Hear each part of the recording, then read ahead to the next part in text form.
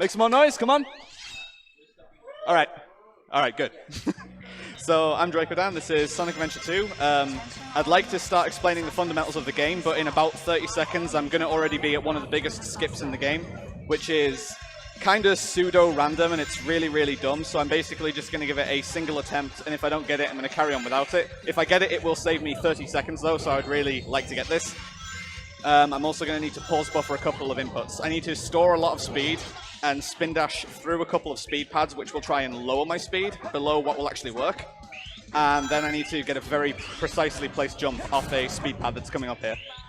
So I'm just going to focus here for a sec.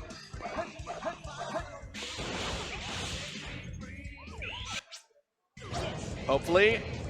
Got it! Alright. Alright, so the run's off to a good start. Like I say, that is really inconsistent, and I'm super glad that I got that. And now I just need to navigate this rail section with this camera that doesn't let me see where I'm going, which is nice. But yeah, this is pretty good. Alright, decent rail section. So, off to a really good start. And this section where the truck is chasing you does let you see what Sonic's fundamental movement looks like. Whenever I'm going downhill, I want to try and just store these, or maintain these spin dashes. It'll just make me accelerate more and more. If I'm going along flat ground or going uphill, I want to unroll from the spin dash and just keep chaining them together to try and preserve my speed. So that's the fundamental of how Sonic really works. You can see here how I'm repeatedly spin dashing. So 125 City Escape to start with. I'm on PB pace, technically. If we want to be like super technical, I'm technically still on world record pace, but we're really going to have to see how the run goes. Oh, I got an achievement as well. That's good. I beat the stage. It's good. All right. I'm going to get a second achievement when I finish the run as well, so that's like going to be a really good ending. Pretty good for a first place. Yeah, I know, like... So this is Bigfoot, the first boss. There's a couple of different approaches you can use for this boss. There's boxes in the corner of the arena, and I'm going to use the front left box to try and lock this guy down, not let him move. The optimal time you can get here is 21.39. That's frame perfect. I'll see how close I can get to that. Oh, okay, I missed, never mind. So now I'm going to have to go for a backup using the back boxes. This wastes a few seconds, but we'll deal with it. Alright, now I need to use this box because that one's gone. Dude, where are you going? Alright, we'll just wait. Wow, this guy has been really unfriendly. I'm not going to take any risks here. Alright. The game's like feeling really floaty, which is kind of throwing me off. It might be a problem for certain tricks, but we'll see how it goes. But a 40 for that fight is definitely a bit worse than I'd like, but we'll see how the rest of the run goes. So this is the first Knuckles stage. Knuckles is very different to Sonic and Tails in this game. The stages are non-linear, and you have to find 3 shards of the Master Emerald, which are randomly generated. You just saw that I picked up a hint monitor there, which showed me the location of the first piece. Each hint corresponds to a specific location. So I'm just grabbing a hint and then going to my next point. You basically go from point A to point B to point C. But like I say, these are randomly generated, so where is this piece? Oh, this is the one down here. Alright. So 23 is certainly not bad for Knuckles. I didn't get any what we call free pieces, which is just pieces you can see hanging out on the stage, which you can grab without a hint. Those are really good, but they're also uncommon. A basic overview of how the game generates the pieces is piece 1 is just going to be randomly generated. The game looks at all the possible piece 1s, gives you a random one. The game then looks at which piece 1 you got, and it'll give you a piece 2, which is far away from where that piece 1 was. And then the game looks at where piece 1 and 2 were, and it does a lot of complex math involving looking at total areas between where those are and where every possible piece 3 can be, and it tries to give you a layout that generates a wide total area. It sounds complex, and it is complex, but the long and short of it is, like I say, piece 1 is totally random, piece 2 will be far away, and piece 3 could almost be anywhere, within reason. So we got to see some Tails gameplay there, introduced in the form of a boss, Eggman 1, which is really simple, but now we get to play an actual Tails stage, and it is considerably more complex. Of the 3 characters, I think Tails has the most difficult movement to master in the game. You need to use like very precise and gradual direction changes for Tails to be able to move well. I also haven't actually calibrated my controller through Windows on this system, so the movement might feel a little awkward. I'm handling it pretty well right now though, so this is interesting. This is the first time I've like done a run of this without calibrated controls in a while, but it's not punishing me too hard actually. I say that. Alright. So the main gimmick of Prison Lane is that there's these periodic gates which you need to open. Oh, please. These locked doors are guarded by specific groups of enemies. They won't open until the enemies are destroyed, like those group of 3 just there. There are certain enemies that you can get early through walls. Like, as I'm about to reach the top of this elevator, I'm going to go for an enemy through a wall. Because the lock-ons don't really depend on whether you have a line of sight. They're more dependent on your current position relative to an enemy. And some of them are just very strange. Alright, I actually missed the early lock-on there, so I'm just going to get it here instead. Okay, that's fine.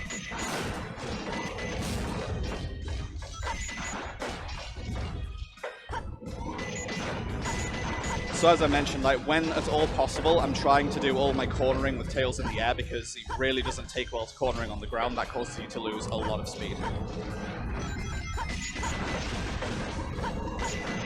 Okay, there's an early lock on that I could have got there, like that guy that I just got, but unfortunately it didn't quite take. Like I say, some of the lock-on positions can be ridiculously silly. Alright, well I got one of the gate hops at least. That's pretty difficult to gauge with the camera being as janky as it is, but yeah, we dealt with it fairly fine. I did it! Okay, so coming up is Sonic's Metal Harbor, and this is the first stage where we get an upgrade to add an ability to the characters. For Sonic, it's going to be the Light Dash, which lets you dash across trails of rings very quickly. It's a little inconvenient that the Light Dash is on the same button as every other action that Sonic has. You know, this game was released for Dreamcast where you've got 4 buttons on the controller, so they decided to put everything on 2 buttons. A is jump and B/X is everything else. So somersault, spin dash, light dash, bounce, everything you can do. So the action that you use with the action button is just determined by when you use it. Basically, if I'm anywhere near a ring, then the game will try to make me light dash when I use that button, which is really helpful when I'm trying to do something else like a spin dash instead. So you do need some presence of mind for what to do in a specific spot. So this is the light shoes, and please. And that's a light dash.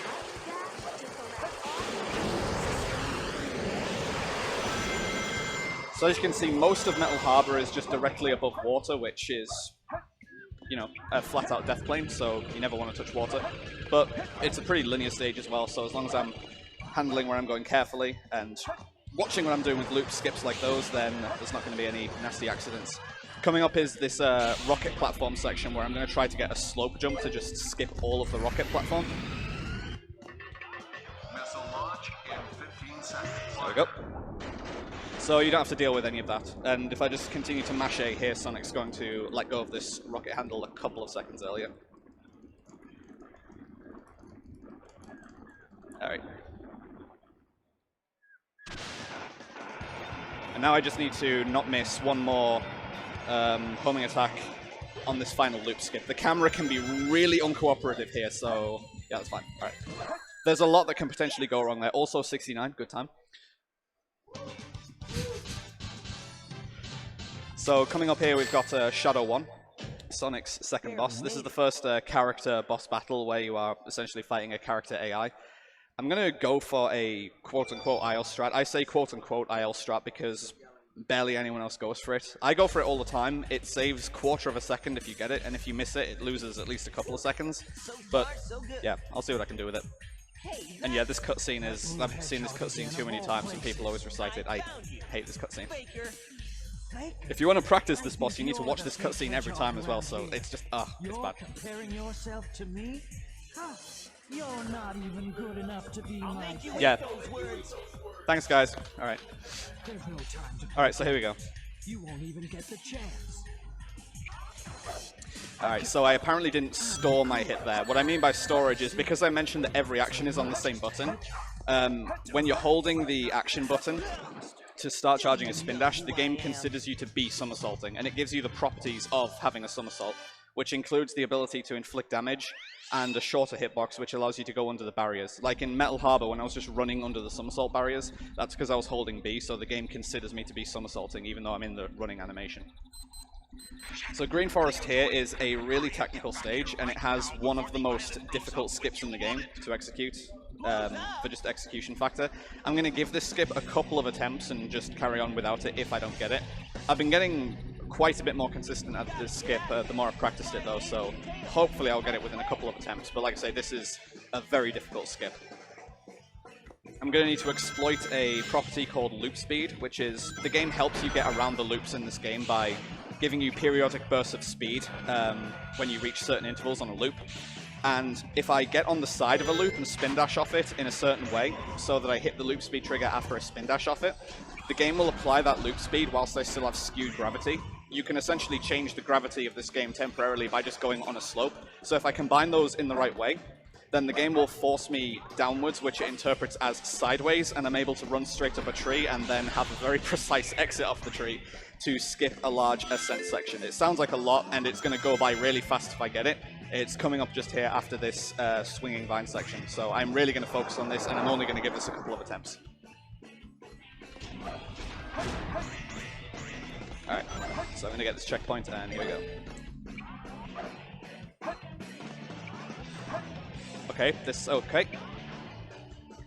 I got vertexed. So, I started it just fine, but then, because the game sometimes really doesn't know how to handle you transitioning between different vertexes, like polygons, it just decided to unlatch me from the floor there. That's kind of something you can't really help. But I started it fine, so I'm going to pretend that the rest of it would have gone well, and it would have saved like 15 seconds, and everyone would have clapped. Some things just don't happen. So instead, we're going to skip this bungee section like this, which is quite a bit simpler than it looks. You just need to make sure that you don't hit an invisible wall that's very conveniently placed there to make it so that that's difficult to perform. So we're coming out of Green Forest Wood. This is going to be a 146 by the looks of it.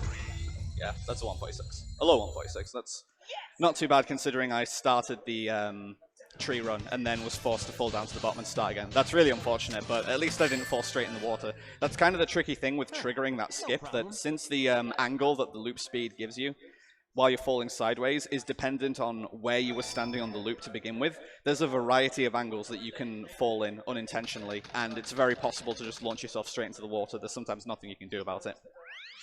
So here's Pumpkin Hill, where I'm going to get Knuckles' first upgrade, the Shovel Claws. This is not optional to get as well. The game will keep generating Piece 3s that are hidden underground to force me to get the Shovel Claws, so I can't skip these. So just storing hint text there. I got the hint monitor and then moved into the upgrade so that one text box overlapped another and it let me move sooner. So this is a pretty average first piece, honestly. Not a fantastic first piece, not an awful one. And same with this piece too. It's very likely that I'm going to get something like King of the Hill, piece 3. Oh, never mind. Okay, this is a really good piece 3. This is really close. So that was honestly really good RNG. A low 30 there is near enough the best that you can possibly get in Pumpkin Hill. It's very uncommon to go below 30 seconds in Pumpkin Hill. The third piece was just very conveniently placed there. The game was like equally likely to give me a piece 3, which was on the other side of the stage, which would have obviously taken a lot more time to get to. That just shows the potential variance that the Knuckles stages have. That was a 33, but if my piece 3 was different, it could have been up to like 50 seconds. So here's Mission Street. This is a tail stage which is pretty much entirely based around meeting cycles. I'm going to play the start of the stage just at an average sort of pace, and then once I get Tails' booster upgrade, I'm going to be able to use hover jumps, which are employed by pressing the A button twice in very quick succession. The second input needs to be held down to apply the hover, but I'm also going to combine it with pause buffering so that I can get the two inputs as close together as possible. This is a 5-frame window. Okay, so the reason that I pause buffer that is that, like I say, if I don't pause buffer it, I need to do the 2A inputs within 5 frames of each other, so that's a lot more reliable if you pause buffer. Since I got on that wait, if I play the rest of the stage now with very good movement, I'm able to catch an earlier cycle than is really meant to be possible, which we just call zero cycle. We had a first cycle, and then the task showed us that this cycle is possible. We didn't want to rename the cycle, so now this is just zero cycle, because it's the faster one after the first cycle. So another pause hover there to get over those cages. And now I just need to not run into walls or run into enemies at all. Okay, that guy can be a bit of a problem, so I'm glad that he got out of the way quickly. It's very easy to hit that speed pad in the wrong way and basically force a death, so I'm glad that didn't happen. And now this drum coming down here is the cycle that I'm trying to meet, so I was almost too fast for the cycle, so that's pretty... That's pretty nice to see that we talk about, oh, that cycle's very difficult to meet. You can just about make it if the movement's good enough, but I was almost too fast for it coming down, so, alright. So we just clip in. That looks risky there with clipping in through the side of the fence, but the slanted part of the fence actually isn't solid. So that's safer than trying to clip in at the lowest point where the fence is straight but is solid. Like the wall is actually higher up at the lower point, if that makes sense. A little bit of precise movement there to slip between those boxes and the wall. That's a surprisingly narrow space, and if your angle is incorrect when you approach that, you just bonk against the boxes and it just doesn't work.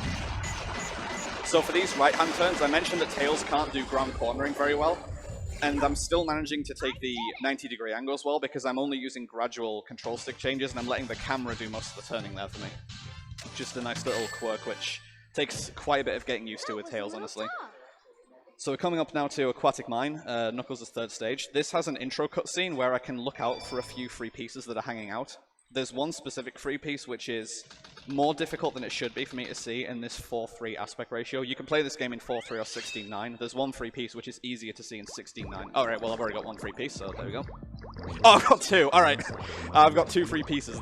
What is this RNG? Alright, so first of all I'm still going to go up and get water level 3.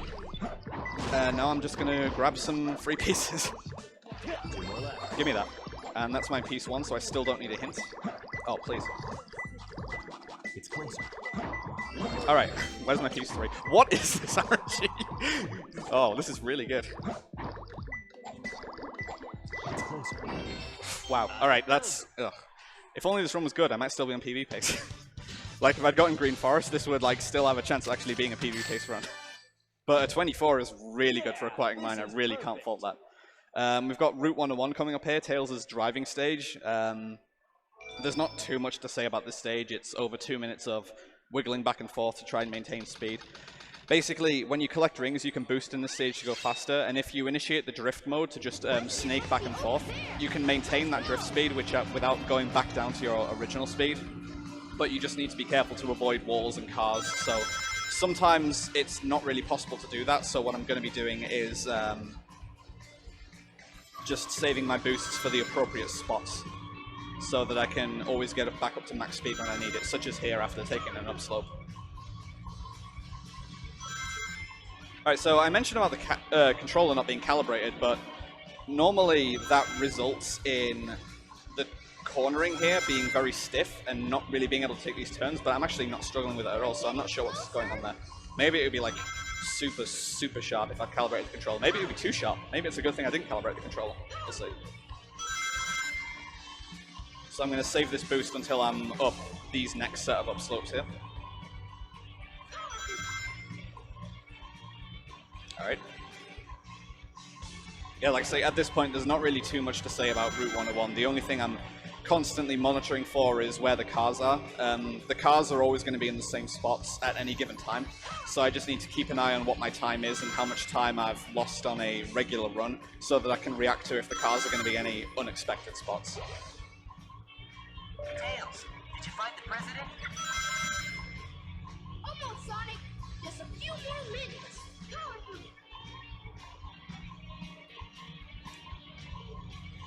Okay, this is a pretty good pace.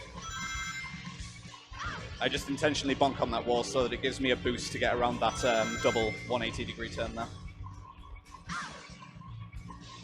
This taxi's going to be in a bit of an odd spot, but...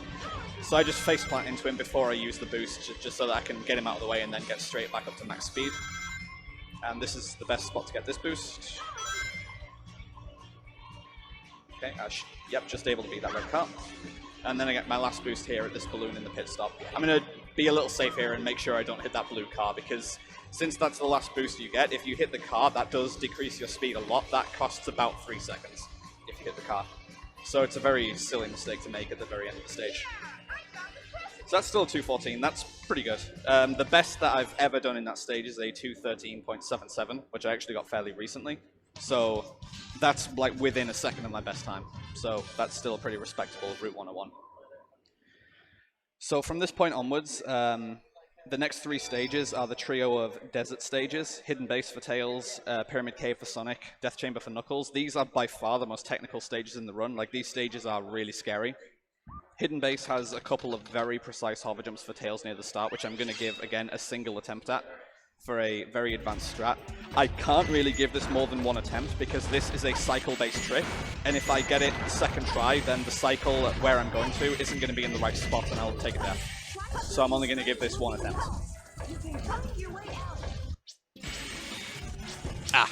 So I got the first hover jump, which is actually the harder one. That needs to be very optimal to get on top of that pole. But then I just missed my inputs for the second one, and you really need good height on both those hover jumps and not to slow down in order to make the cycle at the end. So instead I'm going for a more in-between intermediate strat, which isn't much slower. It's honestly only a couple of seconds slower. But now Hidden Base is basically hover jumps the stage where you can take a lot of small outbounds routes like this and cut off corners. And I'm just going to be collapsing these dynamite packs so that I can keep progressing on these platforms. That's another very precise hover jump there. Just so I don't need to collapse that one pillar. Right, may as well get that checkpoint because yeah, it's surprisingly easy to take a death in this stage because of all the quicksand that's around. That's a really difficult door break to get without slowing down, so that was good. Okay, this is pretty good. Oh, please, Tails. Alright, work with me here, bud. It's nearly over. Don't choke now. You just need to do a couple more good hover jumps, Tails. That's all I'm asking for. And this is a spot where I actually took a death in PB and lost 20 seconds, so... Like, right there, that's where I died in PB. If you go to the Hero Story leaderboard, you'll see that I'm 4th place. I should be 2nd place, but that happened, so that's fun. Oh, I need one more. Alright, there we go. I kind of mistimed my jump there, but that's fine. It's not too bad. So Hidden Base isn't a huge problem with the stage once you're used to it, but Pyramid Cave, coming up here for Sonic, is by far the most technical stage in the run. There is a risk of death in almost every spot in the stage if you misplace something, and it's really easy to get slowed down by a variety of factors. This stage is just very intimidating, but it's also very aesthetically pleasing when it goes smoothly, so I'm really going to hope that I execute this well. This is also the stage where I'm going to get Sonic's next upgrade, the Bounce Bracelet, and this upgrade absolutely breaks Sonic's stages wide open. The Bounce Bracelet can be used for a glitch called Super Bouncing, which, in essence, it converts your horizontal speed into vertical speed when you bounce into a wall. So I'm just going to be spin dashing towards walls and bouncing just before I hit them, and as fast as I was going forward, it's suddenly going to launch me that fast upwards. So this is the Bounce Bracelet that I'm getting just here after this enemy. And then we can use it to do stuff like this. And this is possible on pretty much every wall in the game. So yeah, there's no need to do puzzles. You just go over.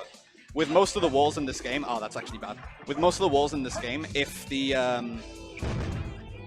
the player wasn't supposed to go high enough to get over a wall, then the developers just didn't make top parts of the walls solid, like as a shortcut in development. And yeah, door skip there. That's a really precise placement to get that, and it's very easy to miss that, but if you get yourself a little closer to the door than is generally thought to be safe, that tends to widen the acceptable range, so I find that a lot more consistent if you just get a little closer to the door. It's probably because you approach the door a little faster. So the Bounce Bracelet also lets us maintain skewed gravity, like that, so that if I'm able to get almost horizontal facing gravity, there's a couple of spots where you can just fall almost sideways and cut off some spots. There's another one like that right at the end of the stage here. I just need to do one more super bounce at this spot. Now, one more gravity bounce on the side of this loop. So, sub 140 Pyramid Cave. Missing that one rail after the first big door skip did cost a few seconds, but the rest of it was pretty clean, so I'm not going to complain much about that stage at all. Huh, no problem. So, Death Chamber coming up here is a really weird case for Knuckles, where previously you've seen me just go from point A to point B to point C. Depending on what my first piece is here in Death Chamber, if it's in the blue room or far away from the red room, I might take a death after collecting the piece. And also checking for a couple of free pieces to get them. So I don't like this first piece, but I'm going to go with it just because I don't want to be resetting over getting a good first piece. Whoops.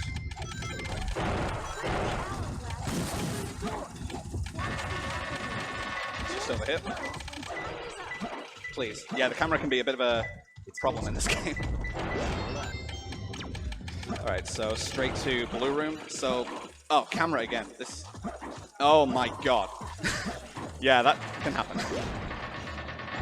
I may as well just show off a glitch here.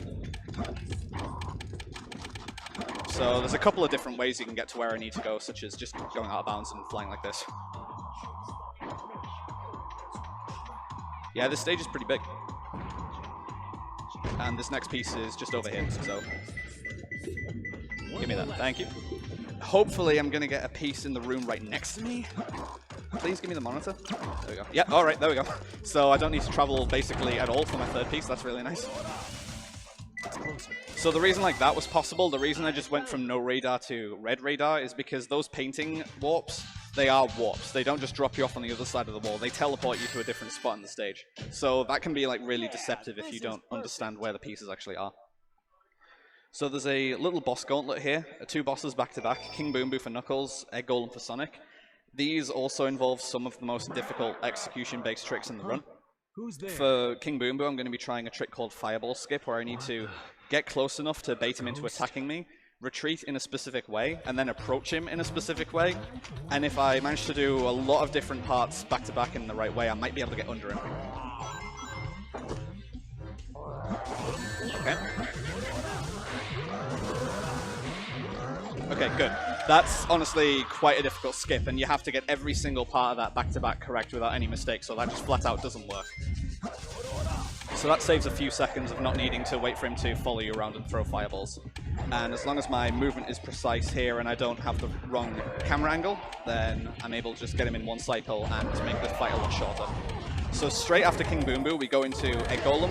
This is by far the most difficult boss fight in the run. I'm able to use the same super bounces that I was using in Pyramid Cave, but for a super bounce to work, you need to bounce before you hit the wall, and these platforms are very narrow, so I only have a few frames to perform these super bounces. Like, that's a miss. Okay.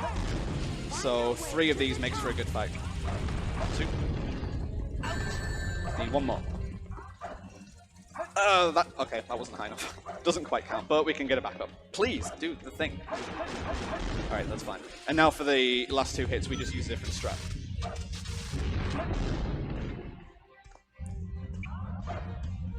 That's fine. So that's still going to be basically a 30-second fight, which isn't too bad. That fight can go a hell of a lot worse. Nice try, Rob. Thank you, guys. So now we get into the end game of the run, the space stages. We've got Eternal Engine, Crazy Gadget, Final Rush. All of these stages have major skips where you just cut out vast parts of the stages. Eternal Engine skip is ridiculously stupid. I'm going to be trying a clip out at the very start of the stage. This clip out is one of the dumbest things you can do in this game. It's dependent on way too many variables, like your approach angle, your timing, needing to fire a shot in a specific way to break multiple objects, have another object interact with you in a specific way. Like, don't blink. This is really dumb. Alright, so I get another attempt on these boxes on the other side, but if I miss this, I need to take a death. Alright, so the thing about this trick is that I'm trying to get the metal box to fall on me when I'm underneath it. So I need to destroy both of the wooden boxes underneath it. And since you need the metal box to fall onto you, you only get 1 attempt at this, like per life. Alright, got it, 3rd try. So that's not the worst in the world. This saves over 40 seconds compared to the previous fastest route for this stage. So even though I struggled with that there, this is still going to save time over doing the next fastest route for the stage. And now, once the camera inverts, I am not going to be able to see where I'm going at all, and I'm going to have to use some very vague visual cues based on the background to determine exactly where I need to go to actually find the goal ring. Because even though there's no kill planes out here, once I reach the area where the goal ring is, if I fall past the goal ring, I will hit a kill plane. So basically, if I miss, then I'll die, and I need to start from the start of the skip again. So missing the goal ring here wastes a lot of time. If I miss here, this is one of the worst deaths you can take in the entire run.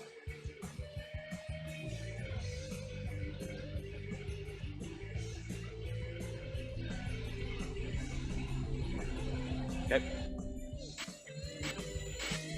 Alright, we're good. So, like, as you can see, you can't see what you're doing there. You need to, like, know exactly what you're looking for with the background and follow some very strict cues. Like, if I was too far back or too far forward, which again, I can't really judge accurately there, you just miss the goal ring and you die. And that wastes over a minute. So that's a really intimidating skip. Draco, what's that skip called? No one agrees on that. And I'm not saying the generally accepted name because it's stupid. It's External Engine. It's called External Engine. That's the, because you play the stage externally. You go outside the stage. Stop. Alright, so Meteor Herd is Knuckles' last stage. This is the last dose of RNG in the run. 3-piece check? I do not have it, unfortunately. There's one more free-piece check I could do by tilting the camera the other way, but it's just going to waste time more often than not, so I'm not bothering. Okay, this piece is down here. There's a few different spots that piece can be in, so I'm just judging based on the radar where that piece is. In front of the big door. Okay, that's back down to the bottom. Hopefully I don't get a piece 3 that's up top. That would be really poor RNG. Oh, this is the other free piece that I should have checked for. Alright, so basically the first time I went up here, I should have tilted the camera this way instead, and I could have seen that piece just flying back and forth. So, alright, never mind. I definitely ate my words there. But 43 is still not a bad time for the stage. It's just that if I'd seen the free piece, that would have been a really fast stage time. Like, that would have been under 30 seconds if I'd seen the free piece. So that's Knuckles' last stage. This is Rouge coming up, and this is going to be Knuckles' last boss. It's a very simple boss fight, actually, where I'm going to start the fight by timing my inputs. Like, I'm going to wait for a cue on the in-game timer so that I can approach her immediately. And as long as I hit her efficiently and accurately, she's really not going to get to do much of anything, and the fight's going to be over within 15 seconds. But I do need to just make sure I don't miss my timing here for the start. Very well. If that's how you want to play, I will take it from you. Okay. Please? Alright. I'm just gonna do this. Alright, that's fine. Yeah, I made some mistakes in that fight, so it was over 15 seconds. I'm so bad. Alright, speaking of being bad, this is the most difficult skip in the game for me coming up. Crazy Gadget Skip. This is ridiculously intimidating, and I've been having some problems with this skip lately. The long and short of the skip is that this stage lets you invert gravity. Like you can see here, I'm taking it upwards.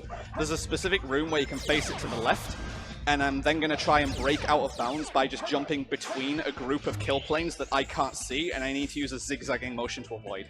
It sounds really dumb, it is really dumb, and once I get out of bounds, the camera will invert, so I again can't see where I'm going, and I need to fall into the goal ring. If I miss the goal ring, I die, just like Eternal Engine. So this is by far the most scary part of the run for me. I don't get excited about run pace until I'm past this part when I'm just doing attempts. And I got out first try, nice. So now I just need to not miss the goal ring.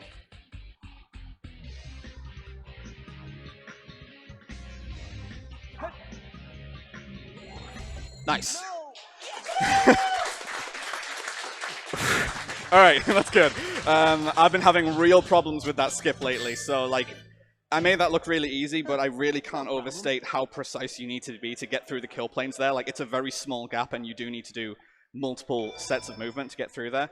And because of one of the mechanics of this game, you need to get a lot of distance to make it to the goal ring, but since you need to do a weaving motion, if when you're in the air, you turn too sharply, it cuts your air momentum. So you need to have good movement while you're trying to gauge carefully where you need to go just to get the distance to make it to the goal ring. What the hell are you doing, Eggman? That is not a good start.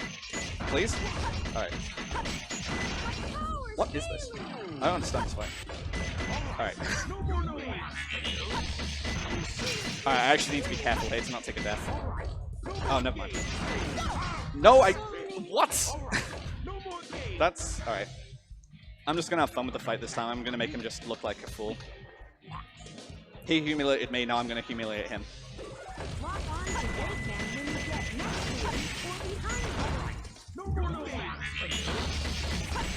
Struggling there, buddy? If you go over into this general area, he can't follow you for whatever reason, so, yeah. Yeah, I think he's struggling. Sit down. It's a fun fight. So this is going to be the last stage of the run, Final Rush. This is another stage with another skip that is...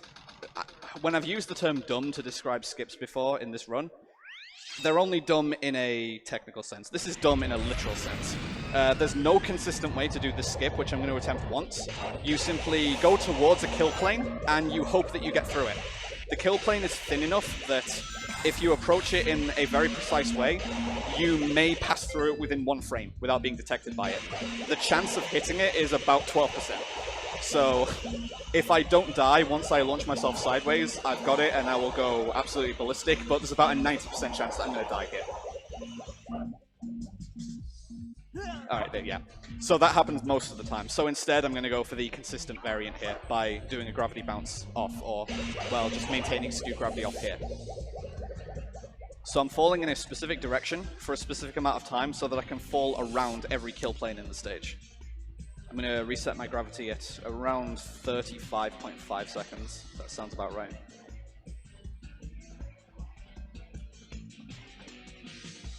And now we just fall in this direction, and we can literally just fall straight towards the end of the stage. I'm making sure to fall in the right direction so that I avoid one more kill plane that's near the end of the stage, but this will take us right to the end of the stage. And as long as I didn't fall too far on my skewed gravity angle, then I will have the distance to make it to the goal ring. The stage is going to come back into view in about 4 seconds. 3, 2, 1. One more. Oh yeah, I took the death, so it took a little longer to navigate to where it was, but still a couple seconds off. And this is more than enough height to get here. Basically, if I was much further left of where I am now, then I would hit another kill plane. So I just took a little bit of care to avoid that. And the goal ring is just right here. So it's been a long run, a weird run, and it's being finished off with what should be a really elementary 5-hit boss fight.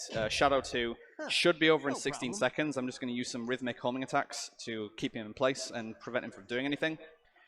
And time is on the 5th hit. That's when the in-game timer stops. So I'm just going to count out the hits when I get them. I'm going to go 1, 2, 3, 4, time.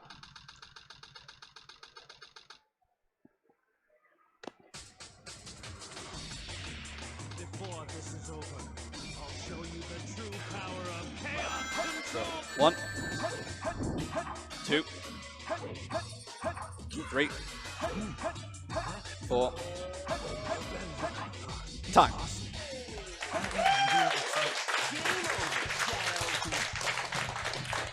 Thank you guys very much. What was the time? That was 30. How was that a 36? That run sucked. I don't understand. That run was awful. How was that 36? All right, that's certainly not too bad. Yeah, thank you guys very much for the opportunity to do this run. It was a lot of fun, and I hope everyone else enjoyed it as well. I did. If you want to pick up this game at all, or any Sonic game, the Sonic Discord server is really big, possibly too big, so you should make it even bigger by joining. And we'd sure be glad to help teach you this game or any other Sonic game. So thanks again very much, guys.